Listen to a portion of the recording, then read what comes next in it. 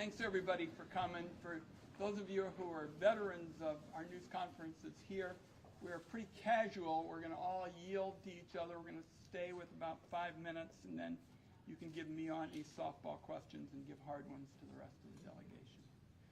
For years, especially during the presidential campaign, Donald Trump argued that the immigration debate was about going after terrorists.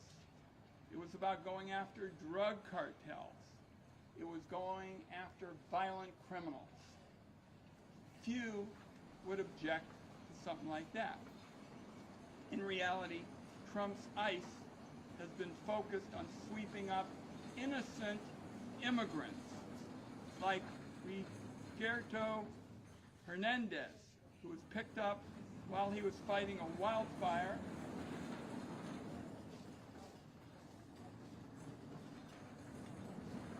and Mr. Hernandez was protecting all of us.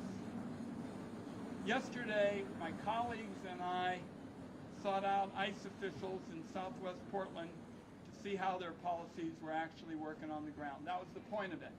We wanted to see how the system worked.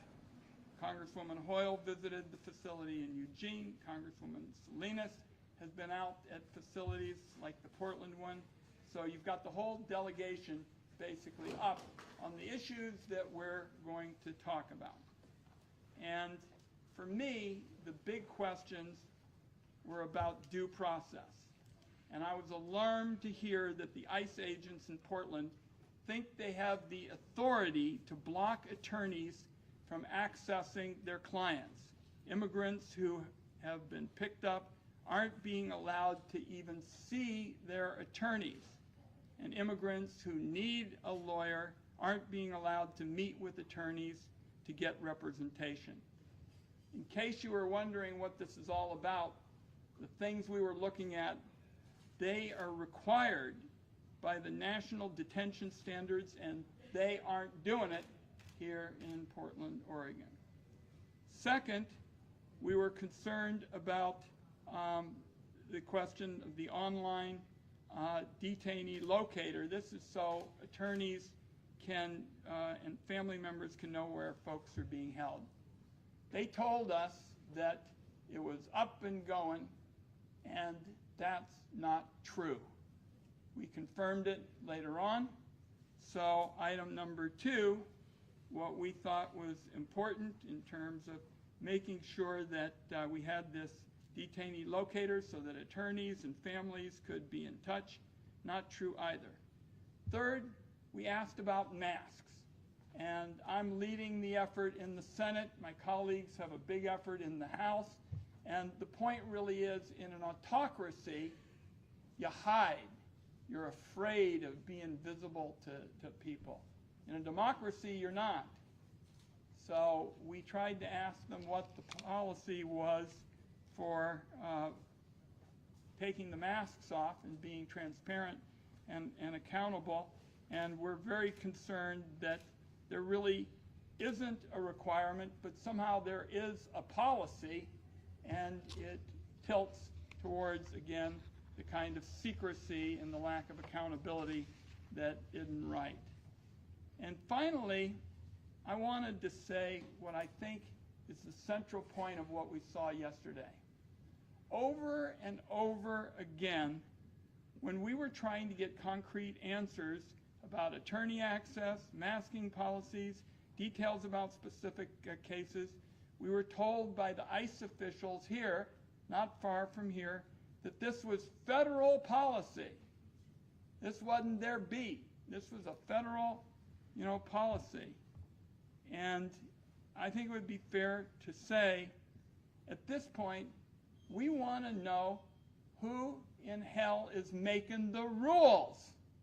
Because it was very clear yesterday after they said again and again, oh, that's something going on in Washington, D.C.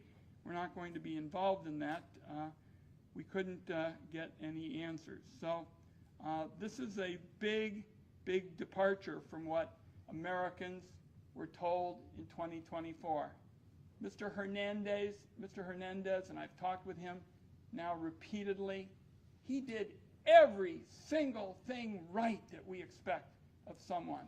and he did it at a crucial time when we desperately needed firefighters. And yet, he was the face of what this policy was all about. Somebody who was working hard, making a difference, and I thought it was particularly unfortunate.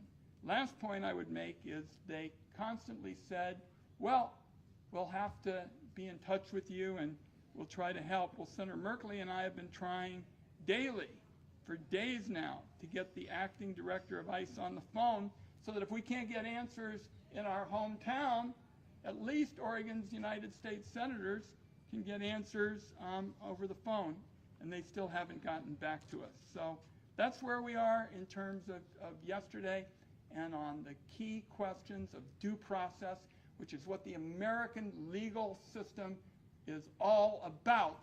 What we heard about yesterday falls short of the principle that you can protect people's rights and still have a system that ensures the safety of our communities. They're not mutually exclusive. But we didn't see that yesterday. Senator Merkley, I think, where's Senator Merkley? My partner. All right. Thank you so much, Senator Wyden. And I want to start just by acknowledging that our hearts go out to the families who were affected by the shooting at the ICE facility in Dallas, to the staff members of ICE who were terrified by that event. There is no place for violence in America. We live in a nation where our freedom of speech and our freedom of assembly are based on the understanding that we resolve our issues through dialogue, through debate, through the ballot box, and then by advocating with those who are elected.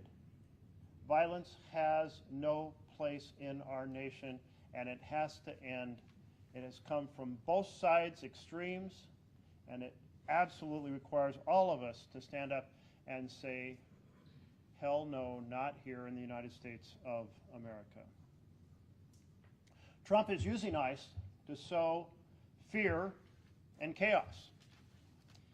He claimed his strategy was to arrest and deport undocumented immigrants who were committing violent crimes. Now, that's a mission I think we can all support. It's certainly a mission I support. But what are we actually seeing? We're seeing masked ICE agents grabbing immigrants off the street. We are seeing ICE agents stalking parents dropping off their kids at daycare and at school.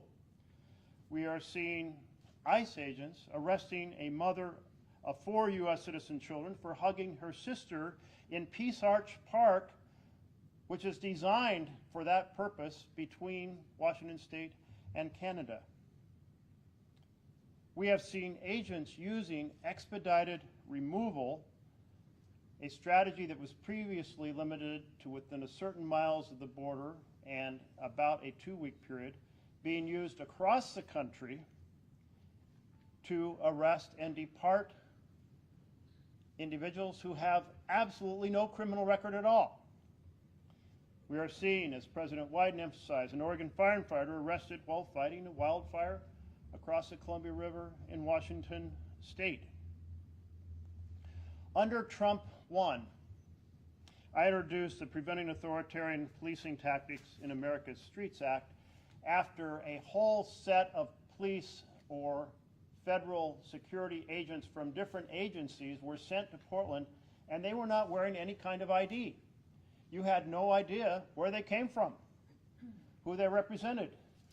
I talked to some folks who said, we don't know when we saw somebody grabbed and thrown into a van if they were being grabbed by kidnappers, because there was no ID on the van and there was no ID on the people grabbing them. That bill requires law enforcement to display ID. It bans the use of unmarked vehicles unless they're being used in a legitimate undercover operation. And it requires reports on what police agencies, security agencies, are being delegated into what actions. And that bill is a bill that Senator Wyden has joined in. Congresswoman Bonamici is leading it in the House of Representatives. And it is the difference between a nation where the police are accountable to the people for their behavior, and they have at least a number and what agency they're part of. So if they misbehave, there is that ability to hold them accountable, and police that are not accountable. Unmarked police, unmarked vans is a symbol of a fascist state. It doesn't belong here in the United States of America. We have demanded answers from ICE and the Department of Homeland Security about the disappearing detainees from Alligator Alcatraz. Whole bunch of folks that people have no idea what's happened to them. And members of the delegation have joined in, I think now 63 members of Congress in that demand. We have sent a letter to say that DHS should not be holding pregnant or postpartum or nursing mothers. This indefinite detention. This is not just some possibility. And by the way, I want to mention that the individual I'm about to mention and Jackie Merlos, that Congresswoman Maxine Dexter has been doing a hell of a job leading the effort on these cases, constituents that she has really led the advocacy for. But here we have a pregnant mother, the mother also of a 2-year-old, being held on suspicion of shoplifting. Back when Laken Riley was being considered in the Senate, I said this is going to be used to deport people who are simply suspected by the government. She has never been charged, and she's being held. And by the way, Jackie Merlos has never been charged either, the mother of the 4 children who was arrested for hugging her sister from Canada in Peace Arch Park on the border. So we are making the case that Trump, far from pursuing a policy designed to arrest and deport undocumented individuals who create violent acts, is instead sowing chaos and fear across America and using tactics that violate the basic norms of our constitutional republic. That is absolutely unacceptable. You know, the Oregonian reports that its staff witnessed outside of the ICE office where we were yesterday, witnessed the security officers attacking peaceful protesters. And I thought this was pretty significant for a major newspaper. They weren't saying someone alleged it. They weren't saying that we had claimed it, or they weren't saying that they quoted a protest. They were saying their staff had witnessed these agents. So I raised it yesterday in our meeting. And we were informed by Karina, no, that's not her right name. Anyway, the woman who runs the office in Seattle that covers 3 states for ICE, the field offices, that, well, those are not our ICE agents on the street. Those are Federal Protective Services. And so we said, well, you have the building. Shouldn't you be weighing in and saying that there is a red line in which you never attack peaceful protesters? We have here in the United States a Constitution. That Constitution envisions freedom of assembly. It envisions freedom of speech. It envisions that peaceful protest is a hallmark of a republic of, by, and for the people. And that red line should never be crossed. I hope she will, in fact, emphasize that, because that is another piece of sowing fear and chaos. And right now we are hearing in this interview that President Trump did with his vice president that they are planning to target Portland. Now, I look out, we don't see rioters raging through these streets. We didn't see any angry protesters outside of ICE when we were there yesterday. But this strategy of enabling unmarked police and security officers who are attacking peaceful protesters and ramping up this rhetoric is all about creating more violence and then using that violence to justify even more security. This is a cycle we do not want to see happen in the United States, and certainly the president should be doing the reverse, working to create a peaceful, prosperous future rather than incite violence in cities across America. You know, Vance said, Vice President Vance said, people in black masks are committing violence against the people. When I heard that quote, he could have been talking about the Federal Protective Services assaulting the peaceful protesters right here in Oregon. Thank you.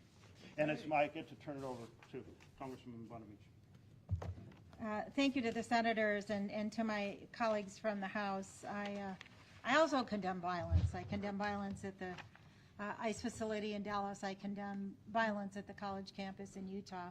I condemn violence at the home of a legislator in Minnesota, and I condemn the violence being committed right now in city after city and in state after state, in story after story, and video after video by ICE agents. Yesterday we visited the ICE McAdam facility, and as the senators explained, we asked many questions. We asked about the enforcement tactics, we asked about access to counsel, we asked about access to health care. We asked how they decide who they target and why they make those decisions. And I will tell you that I am not at all satisfied with the answers and the evasion that we got. There was some information that conflicted with other information. There was evasion about the reasons why people were targeted and detained. And so, needless to say, many concerns remain. ICE has said they're targeting people for arrest and detainment who have committed crimes. That's what they told us. But that's not what we are seeing. In fact, the Cato Institute reported over the summer that 65% of the people they have taken into custody had no criminal convictions.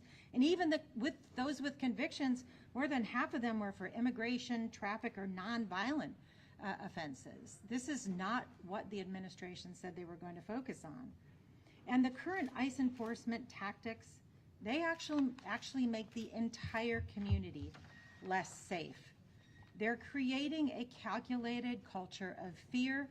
And just yesterday, as Senator Merkley mentioned, the headline in the Oregonian said this: federal cops instigating confrontations outside ICE building, Portland police official says in court.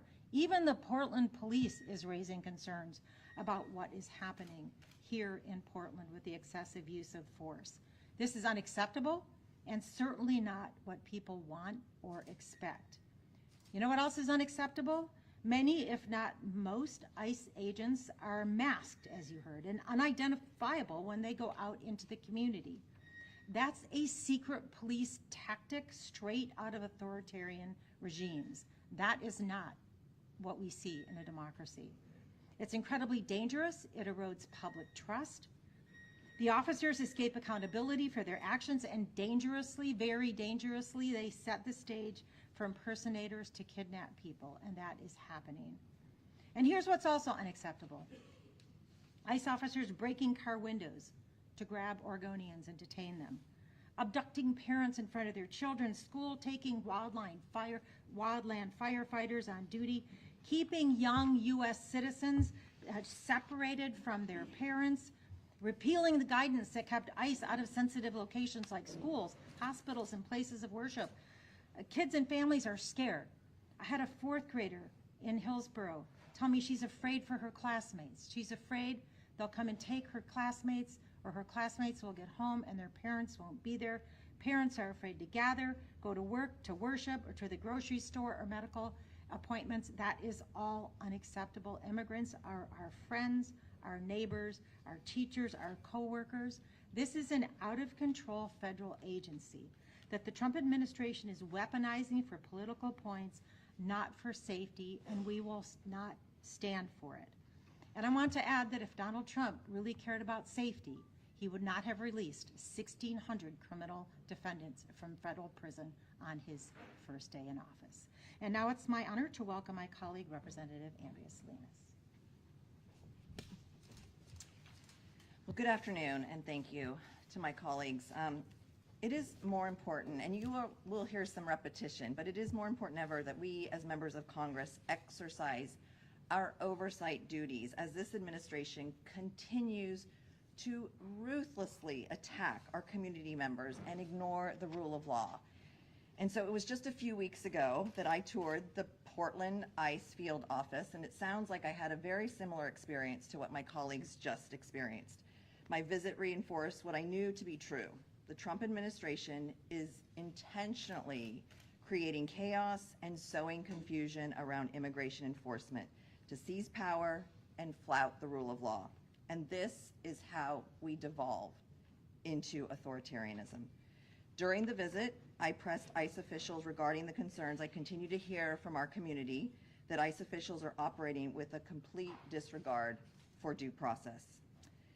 And I was fortunate. I was able to bring in an attorney that was representative of some of the detainees. And initially, ICE claimed they weren't denying detainees their constitutionally afforded rights. But the immigration attorney who joined me recounted multiple examples where she was repeatedly denied access to her client despite having the required paperwork.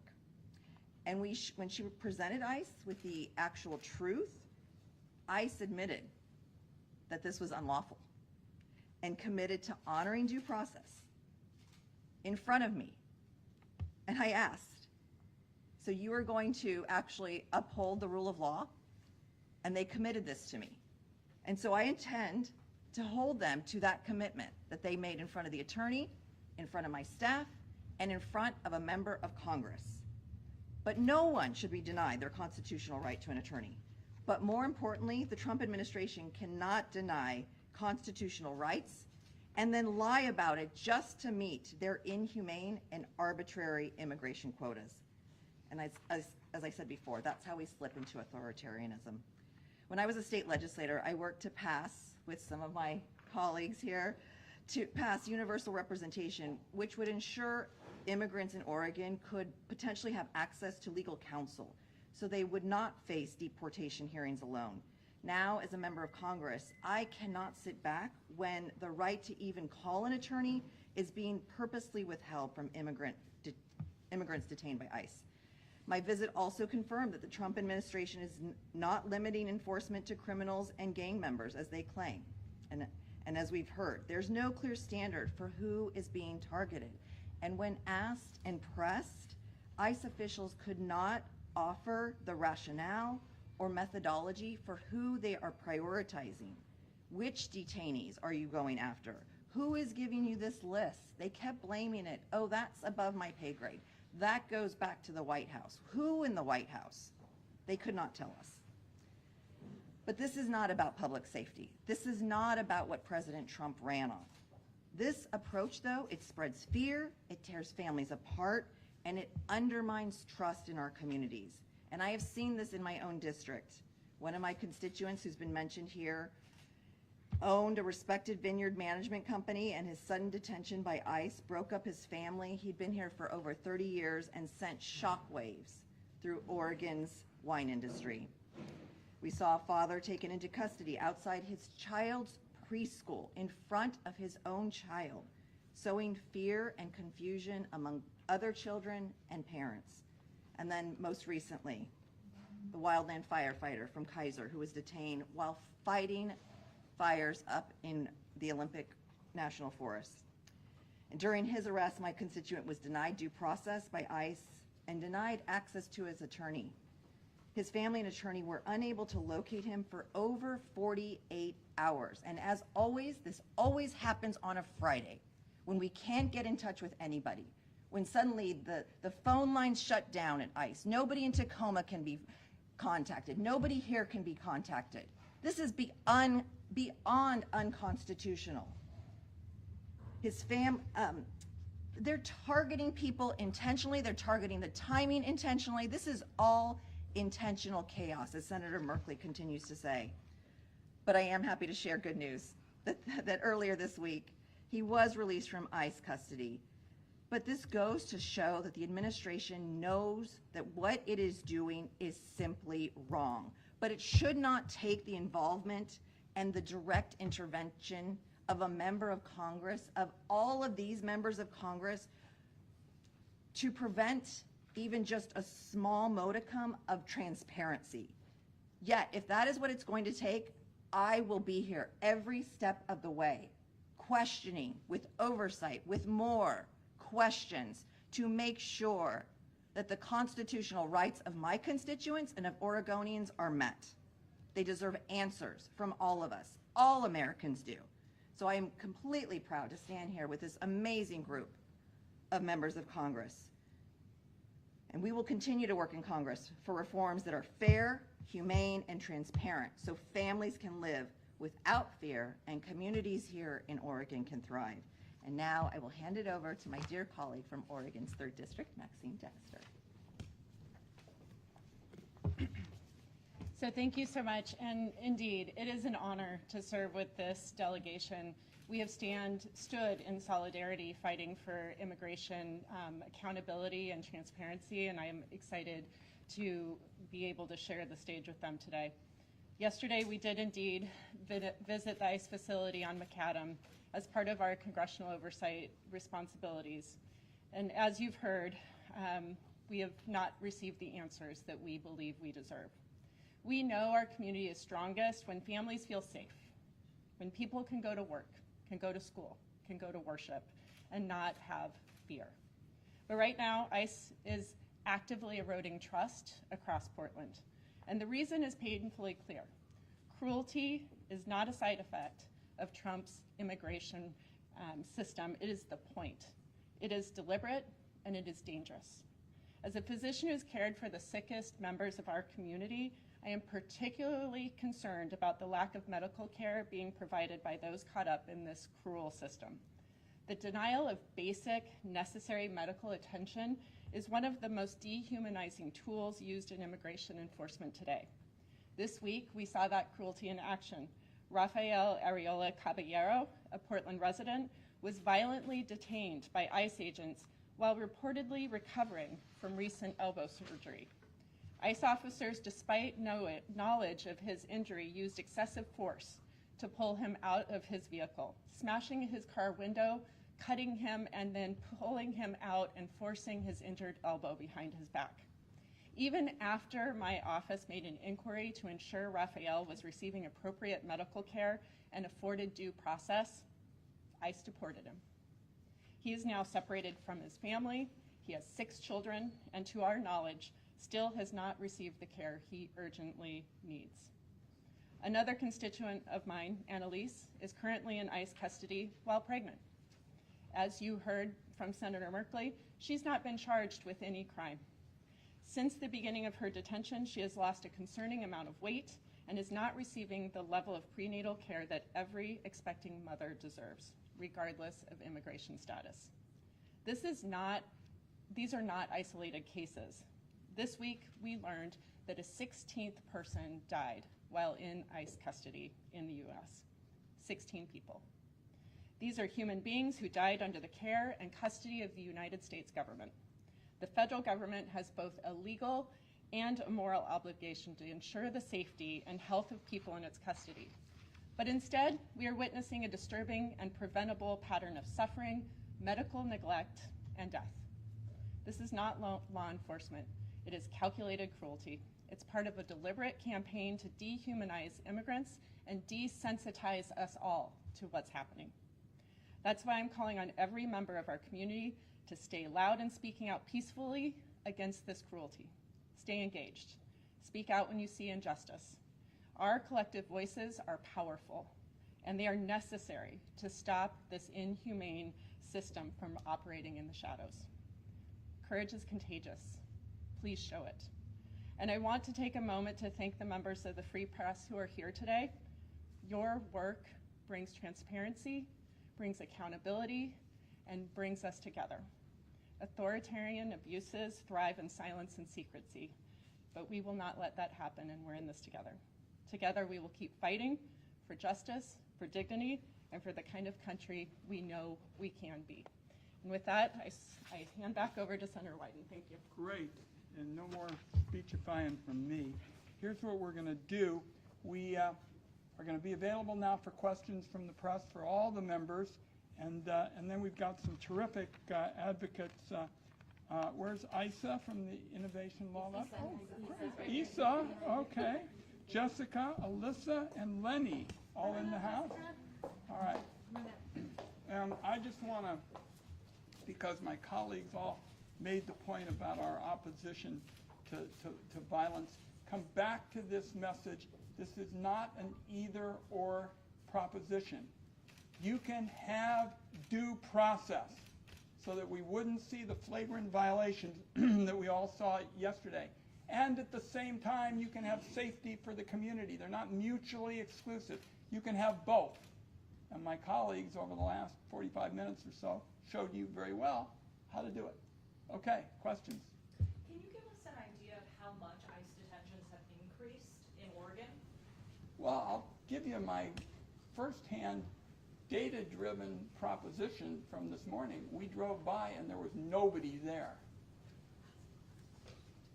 At the ICE facility, as in nobody was detained? Nobody was outside. What was the question? How many, can you give us an idea of Do we have a how number much- for beds? I can jump in if Great, helpful. go. We don't have an exact number of detentions. We have seen an increase in detentions. I think prior to this administration, we were seeing a few a month. I think now we're seeing anywhere between 2 to 5 every day. And this is in Oregon? This is in Oregon, yes.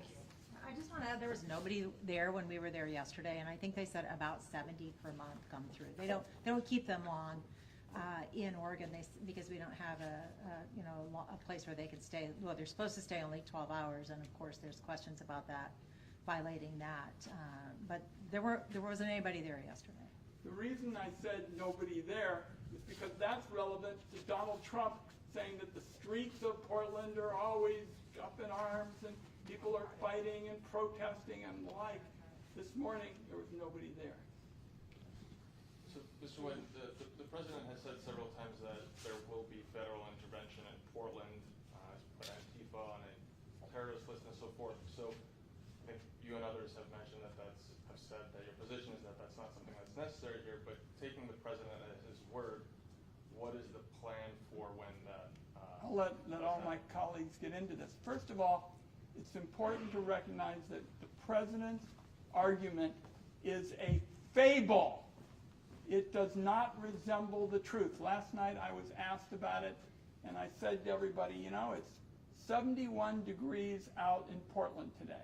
If we left this TV station, we could go into many neighborhoods where people are outside, they're enjoying what they're doing, they're enjoying their neighbors, they might be having a barbecue, they might be getting back from work. This is not a town that is up in arms about this Trump assertion that we are violent. Quite the contrary. What I saw last night, and I offered everybody to come join and see it as we walked out of the TV station, was a community that is safe, is committed to working together. And by the way, the Trump people don't want to see that, because I offered to Mr. Homan to come join one of our town meetings, and he didn't even want to show up. Sir, but that doesn't answer the question. What else do you want to know? Well, the question was regarding, so I understand what you're saying, but what is the plan? What are the conversations about when that happens? Taking the President at his word that there will be additional federal intervention. Well, first of all, I'm not saying it's a done deal. He said it multiple times. We could go back and say he said it again and again. If he watches a TV show in the morning and he sees Portland mentioned, he says it's a terrible place. We will be prepared, and we will be prepared to show again that due process rights and community safety can go hand in hand. That's what we have tried to do with yesterday. I mean, we didn't go there looking for a fight and an argument. We went there because we wanted to understand the structure of the agency so that we'll be in a position to make the point that if we all work together for safety, we have much less likelihood of dangerous confrontations. Anybody, come on in. Happy to. Hi, Jessica Maravilla with the ACLU of Oregon. Following on Congressman's remarks, deploying military force in our communities to enforce immigration laws or suppress dissent is an unacceptable overreach. It is an abuse of power that threatens everyone's civil liberties, regardless of status of political views, gender identity, your race, whatever it may be. And anyone exercising the First Amendment rights to criticize the government have been heavily targeted by the Trump administration, and that's where a lot of the fallacies that we're seeing. So we're watching closely, and we'll take action if the National Guard is used to target communities or to suppress lawful dissent. For now, we're working with all of our levels of government to make sure that our National Guard is doing what it's supposed to do, which is supposed to keep our communities protected and safe from wildfires and the natural things that just happen in our states. And so that coordination is continuing to happen.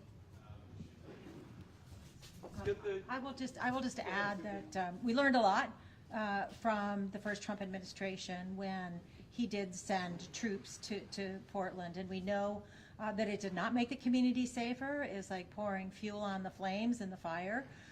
And so I know that our advocacy groups, our offices, the Portland Police, the law enforcement are all ready in case this happens. I also highly condemn the use of military forces in our cities. We've been back to DC since they had troops wandering around, and it's absolutely absurd because they have DC police and Capitol Police, and you have this military just wandering the streets. It's absurd, and it's not what the military is for. And I also want to point out that this proclaimed war on Antifa is completely a fallacy. Antifa is an ideology. It is not a group. And so we're extremely concerned about what he's going to try to do with that pronouncement. But I know that the advocates all be ready for that and to fight that, because we don't want our communities to be taken over by military. That does not make us safer. And I will reiterate, Donald Trump does not care about safety. If he cared about safety, he would not have released 1,600 convicted insurrectionists into the streets. He cares about control and authoritarianism, and that is his mission. He doesn't care about safety. We care about safety. That's why we're here to say we are going to do everything we can to keep our communities safe and hopefully keep sending the message that Portland does not need the military. We do not want them. We do not need them. We do not welcome them to come here under his orders. Everybody will get at least one question. Gentleman in pink. You briefly touched on detentions. ICE operations are under the microscope right now, but can any of you share hard numbers about how everything that we're seeing compares to years past, administrations past, whether that's detentions, ICE raids, deportations, and how does the hard numbers of how it compares? My name is Alyssa Walker-Keller, and I am the coordinator at the Portland Immigrant Rights Coalition. Our hotline receives phone calls from community members who suspect that they see ICE in their community or to report detentions, as well as to request other resources. I will say that in previous years, we would see approximately 50 phone calls a month. We're seeing 700 phone calls a month, and it's a statewide hotline number. Yeah, no problem. Additionally, we're seeing, this was good information that was shared with us, that they're seeing 70 detentions move through the McAdam facility a month, because we're receiving approximately 30 to 40 detentions reported on our hotline for the last several months. And so just those are self-reported information, coming from the community members themselves, the school staff who are, accompanying families through this trauma, family members who maybe don't know where their loved one is. And so while it is not the exact number, we're seeing a standard of deviation that's really significantly increasing. I think she wants to ask Yes, more on the same question. There's concern that the images President Trump is seeing are actually from 2020 and not today. Yes. My question is for the elected officials. What are you guys doing to clear up that communication issue? I will just say, I wish I had taken some video footage of the peaceful protesters I saw 3 weeks ago. There were about 2, maybe 3 women over the age of 65 or 70. They were the furthest thing that I would describe as Antifa. This is Trump making up stuff, and to your point, it is completely ridiculous, and I don't know if he is, it's giving him too much credit to say that he is seeing footage from 2020, he is using footage to complete his narrative. That is what he's doing. But what we are seeing right now is the furthest thing from this narrative that he has out there and this story that he is trying to put out into the, the American public. It's so wrong. I don't have photos from that. Hopefully my colleagues do. They're cowards. That's why I invited the top man for one of my open to all town hall meetings. I said, this is your time. You're saying all these things are happening. This is such a dangerous place. Come and talk to our community. No show. In fact, not only was he a no show, he just zipped through the community and wouldn't talk to all of you. And I want to emphasize a point. Your question presumes that Trump is trying to make a rational point based on evidence. And of course, that is not correct. He is trying to project an image to justify forces that he can roll in to create chaos and then justify further authoritarian actions. Right now, generals from across the world are traveling to Washington, D.C. in order to have an unprecedented conversation with the Secretary of Defense. At the same time, we are on the verge of a government shutdown. We don't know, because nobody in the administration has said, why this unprecedented summoning of generals. You can look at event after event after event that is all about increasing authoritarian control. Attacks on the press, attacks on freedom of speech, attacks on the university, holding law firms hostage, kicking a comedian, using the FCC to kick a comedian off TV. I was very struck by what Jimmy Kimmel said, that in our nation, no government agency should ever strive to kick someone off TV because the president disagrees with what they're saying. That is a totalitarian nation. That is not the United States of America. And then his follow-up was to say, what makes America great is that we can have shows where we disagree with the president. You can have comedians who make fun of the president. You can have members of Congress doing what we are doing here today and saying that we disagree with what the president is doing. And we are ringing the alarm bells about authoritarian action. A second piece of your question was about communication with the administration. Senator Wyden pointed out that we have been lobbying for a phone call with the head of ICE.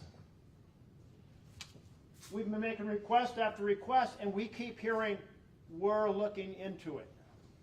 2 U.S. senators cannot get a conversation with the head of ICE about actions that are taking place, including the detention of a mother of 4 American citizen children, 3 triplets, I think they're age 7, another daughter, age 9, and no charges filed against her. She hugged her sister from Canada in the Peace Arch Park. No charge filed, just an accusation that somehow she was thinking about possibly smuggling her sister into the United States. And in fact, the family had had the exact same type of reunion in Peace Arch Park previously. And you depart that park through the exit that takes you back to the country you came from. I mean, the place is set up for that. So here is this incredibly outrageous situation where for 91 days, this mother has been separated from her 4 children, and we cannot, 2 U.S. senators cannot get a conversation with the head of ICE to say, this is wrong. You filed no charges. You're detaining a woman whose children need her. What the hell is going on? We can't even get that conversation. Let's take maybe one more, and then we're going to have to zip. Heather. Quick question with a follow-up. Was the visit to the ICE facility yesterday by appointment, or did you just show up and they let you in? It was arranged by Congress. It was prearranged. It was Okay. appointment. There is a large immigrant community in Eastern Oregon, obviously a member of the delegation, not here. Have the senators heard of any detainees coming from east of the Cascades from Congressman Bent's district, are we having the same conversation over there? Is he reacting to any of these that you have heard? We'll let him speak for himself. Any information from any Eastern Oregon detainees from the lawyers that are here? The cases that I have heard have been primarily on this side of the mountain. I thought I heard of a case in Bend, but I haven't researched it, so I'll have to get back to you. You also mentioned PPB commander testifying in court that they are witnessing ICE escalating this situation. That was from the Oregonian article yesterday. So what is your plan to prevent ICE from being the agitators in these situations where protesters, like you said, 60-year-old women are standing on the corner and they're the ones being attacked by federal officials?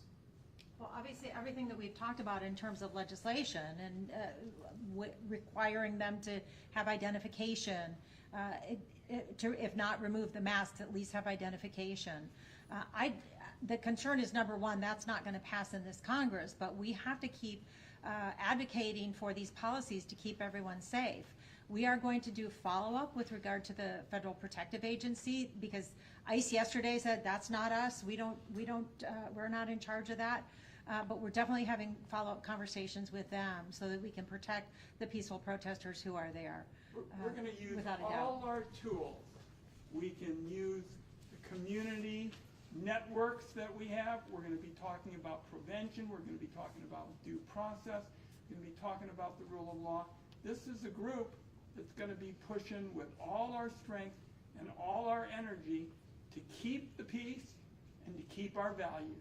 We think we're up to it, and part of it, you guys can go on out there and report what my colleagues said. Hold on a second. Well, I just wanted to say one other thing, that the community is also taking action. In North Portland, after Rafael's detention, they have organized for Cesar Chavez's school parent carpools to help get kids safely to and from school. Our community has agency to also be part of the solution here. We're going to need everyone to stand together, and I'm really hoping that folks will maintain peaceful resistance without any escalation, and we'll get video of it and we'll hold them accountable. Hold on, before we go though, we really want our advocates who day in and day out are doing a terrific job actually locking in smart policies that do what you're talking about. And also tabling it, right. I can share a little bit. So beginning in May, when we started hearing that there would be increased detentions happening at the courthouse, that cases would be dismissed, we worked together with some of our legal partners to coordinate a rapid response system with the legal organizations and attorneys who could be on the ground when something happens, and we partnered with the Clear Clinic, which has been the backbone of our Legal Observer program. So in coordination with organizations like the Interfaith Movement for Immigrant Justice and Together Lab, we are working together to have people on the ground in front of both the courthouse and macadam every day to be witnesses to what's happening, to provide resources and information to community members, and to be a presence that is not that which they're experiencing as they have to go through the proceedings. People don't go to that building because it's like a fun place to go. They go because they have to, because they are trying to honor a process that was put before them. And we're there day in and day out to accompany them. Hi, Lainey Tupper, Clear Clinic. I'm one of the attorneys that has been involved in both managing the Legal Observer program at the Immigration Courthouse in Portland and at the macadam ICE facility. I would also like to shine a light on the importance of our congressional representatives' presence there. We, us at the Clear Clinic and lawyers at Innovation Law Lab, represented by my colleague Isa Pena, have been denied access to counsel at the ICE field office on macadam, I think 8 or 9 times throughout the summer. And after visits from some of our congressional representatives, that quickly stopped. So it does show how important both press coverage and congressional intervention can be in ensuring those due process rights. Thank you. And if I can just piggyback off of Congresswoman Dexter's, I think there are several things that we as a community can do, and we really urge people that stay informed, that they speak out, and that they support our legal and our community-based organizations in doing this work. You have great resources today here with the PERC hotline and how we're able to get this information and get resources to people. And it's also going to take all of us, right, at all levels of government. We need the elected officials, like the ones that were standing behind with me today, to be courageous, to speak out against the civil rights violations, the human rights violations, and keep record of it all. So we need to reject the efforts to criminalize immigration and protest, and Oregon must remain a place where civil rights and human dignity are protected for all, not just some. Yeah, absolutely. Okay, thanks. We encourage you to continue to share in the community the phone number for the PERC hotline. That number is 1-888-622-1510. And people can call if they suspect ICE, if they see something that appears to be ICE activity or a detention happening in their community. We're going to wrap up now. I just want to make one point that highlights what my colleagues are talking about. We asked Congresswoman Bonamici to set this meeting up for us yesterday because we know that we've got some big challenges ahead. And what we told the folks there at the facility is that we are going to try to be constructive in every way. But we're also not going to sit by and see the rights of law-abiding folks tampered on and stomped on, as Mr. Hernandez's was. And I thought it was a good effort by my colleagues to make a statement in a very difficult time that they want to be on the side of keeping the peace and not having a repeat of what happened during Trump 1. One more question for Maxine Dexter, please, if you don't mind. Go ahead, this will be it.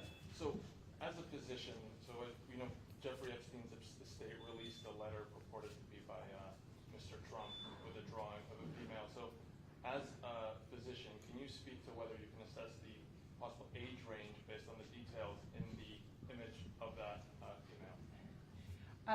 I won't conjecture, and I would also really find it laughable that Donald Trump would physiologically appropriately draw anything, so I can't guess what the age of that drawing is. That's a good way to end it.